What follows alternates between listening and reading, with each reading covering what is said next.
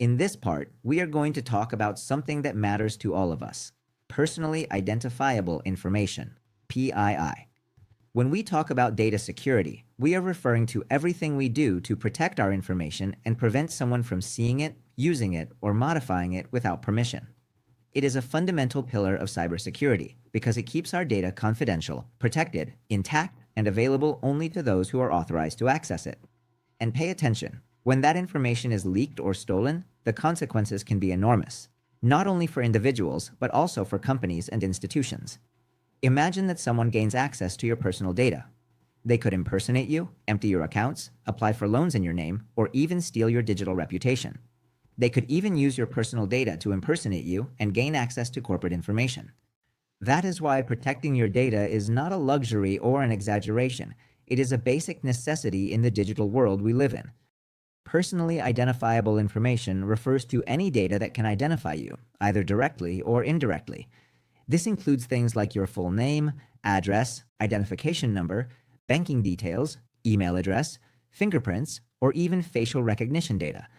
What is interesting is that even if you think no one would want my data, the truth is that all this information has value. It is bought and sold on what is known as the dark web and can be used for scams, blackmail, or identity theft. Companies, banks, universities, and even hospitals constantly store personal information. That is why it is extremely important for these organizations to implement good security practices.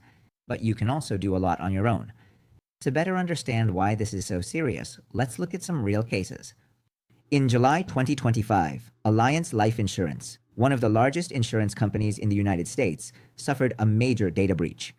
An attacker gained access through a third-party vendor's systems and compromised the personal information of more than 1.1 million customers, financial professionals, and employees. The leaked data included names, addresses, and email addresses. This case shows that sometimes you do not need to be the direct victim. It is enough for a third party you shared your data with to fail to protect it properly.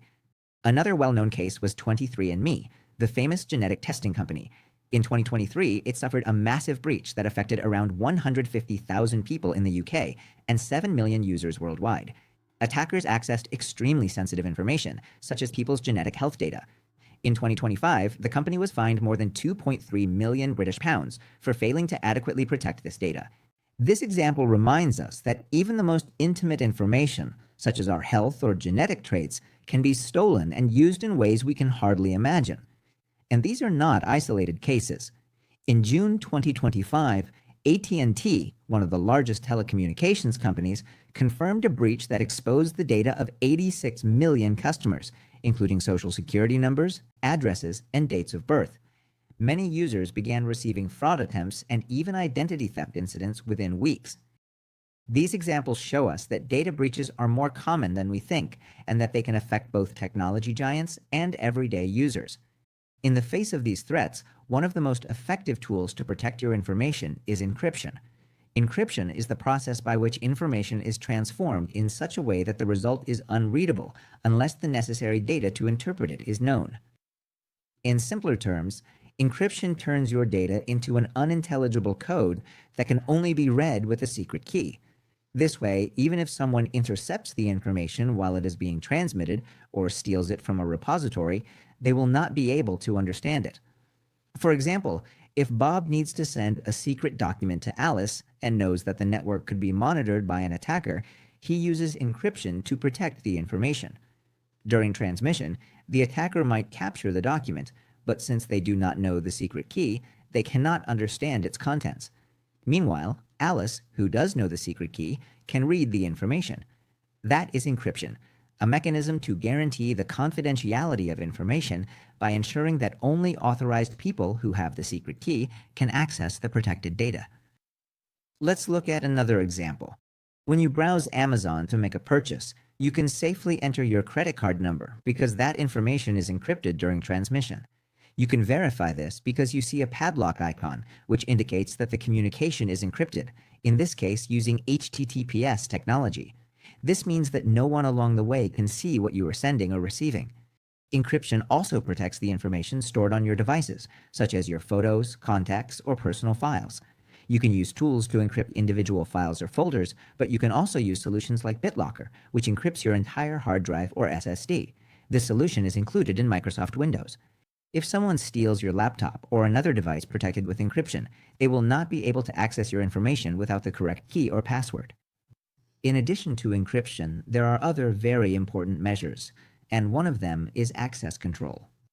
Access control is a security system that regulates who can enter restricted areas or access specific data by verifying a user's identity and granting the necessary permissions. The access control process consists of two steps: authentication and authorization. Let's look at an example to make this clearer. Suppose Bill Gates wants to access some Microsoft data stored on a cloud server and requests access to it. Since the server does not know who Bill Gates is, it must verify his identity, so it asks for his credentials. Bill Gates enters his username and password, and the server verifies that the credentials he provided match those stored on the server. Up to this point, this is the authentication process, which consists of verifying that a user really is who they claim to be, using one or more authentication factors, a concept we already covered in a previous video in this course. Once authentication is complete, Bill Gates requests access to Microsoft information. Since the system configuration indicates that he does have permission, access is granted. However, when he requests access to Google's information, access is denied because he does not have the appropriate permissions. This is what authorization is about: verifying which resources an authenticated user is allowed to access and which ones they are not. As you can see, access control provides an additional layer of security to ensure that a user truly has the necessary credentials and permissions to access restricted information. In addition to encryption and access control, which can be considered the main mechanisms for protecting information, we can also complement them with other security solutions, such as antivirus software and firewalls.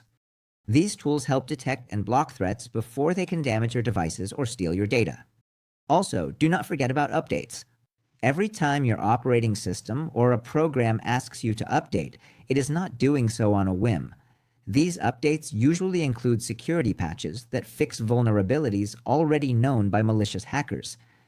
Another important point is the laws that regulate the protection of your personal information.